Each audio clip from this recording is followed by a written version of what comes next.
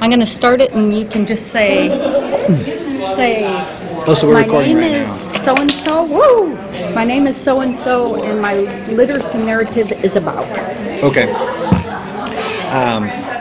And you can look right at me, so you don't have to look at the screen. You might make me more nervous than the computer, I think. I don't know. Because I really want to hear your story. Okay.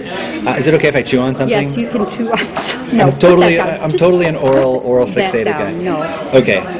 My name is Trauman, officially Ryan Trauman, and I go to school at Louisville. I grew up in North Dakota, and my literacy narrative today is going to be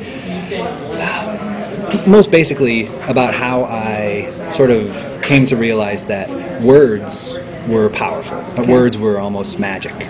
And then, well, yeah. So the first time I can remember sort of realizing that words were this really fascinating phenomenon was the first time that I had a girlfriend. Of course, this girlfriend was like in 8th grade, right? So it wasn't officially a girlfriend or anything. But I remember being on a bus, driving somewhere, not with her or anything, just thinking about her.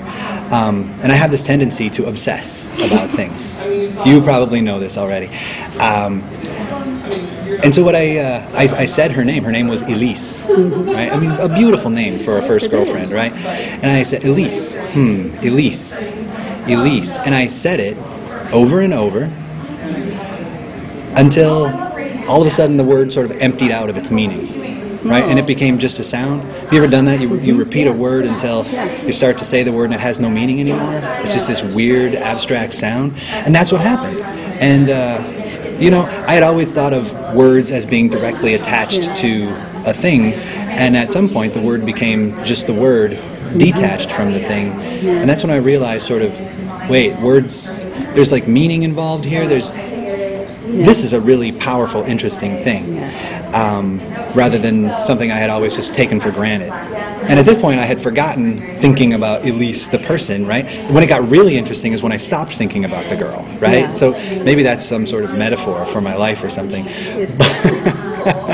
But after that, I started to get into pieces of literature that were more about language. So I started to be more interested in poetry than I was in stories or novels. I started reading Whitman, and Whitman was the first poet I think I read who really just, not only did he think about language for the way it sounded, but he also thought a lot about language for the way it interacted with the body. And so in these ways, I started to understand that language was this powerful thing that I did not understand.